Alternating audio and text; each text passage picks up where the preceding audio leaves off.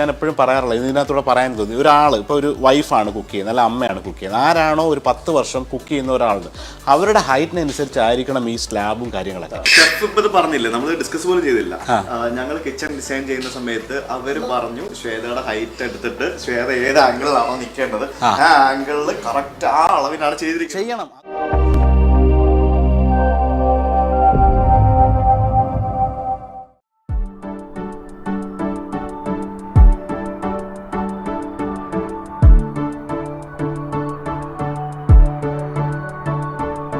ആരാണ് design? Kitchen lira kitchen എന്ന് പറഞ്ഞൊരു ടീമാണ്. ഓക്കെ, നിങ്ങളുടെ ഇൻട്രസ്റ്റ് ഒക്കെ ചോദിച്ചു മനസ്സിലാക്കിയിട്ട് അതൊരു ഇറ്റാലിയൻ കിച്ചൺ ഡിസൈൻ, എനിക്ക് ഭയങ്കരമായിട്ട് ഇമ്പോർട്ട് ചെയ്ത പ്രോഡക്ട്സ് ആണെല്ലാം. അപ്പൊ അവരാണ് ചെയ്തത്.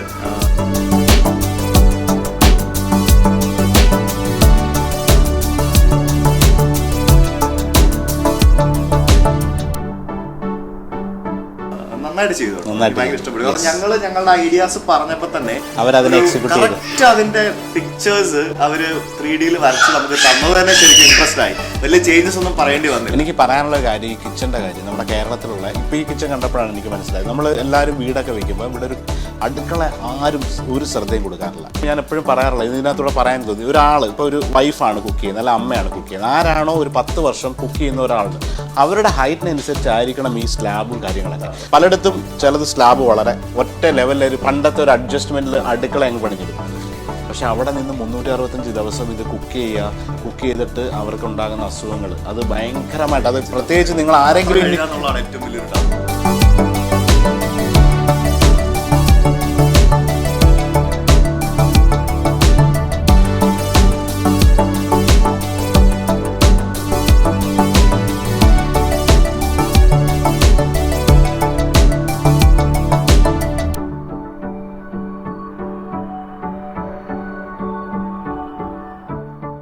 നിങ്ങൾ ആരെങ്കിലും ഇന്നൊരു പുതിയ വീട് വെക്കുകയാണെങ്കിൽ ഏറ്റവും കൂടുതൽ അറ്റൻഷൻ നിങ്ങളുടെ കിച്ചന് കൊടുക്കുക.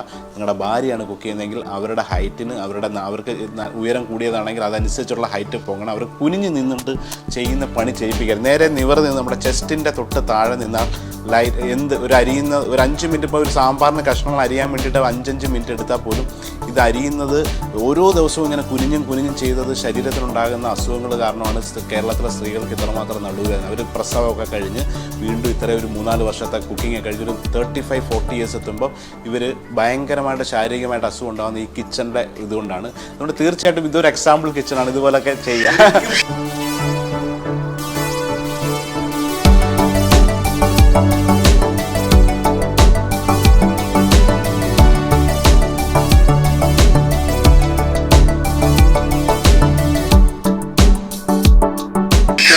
പറഞ്ഞില്ലേ, നമ്മൾ ഡിസ്കസ് പോലും ചെയ്തില്ല.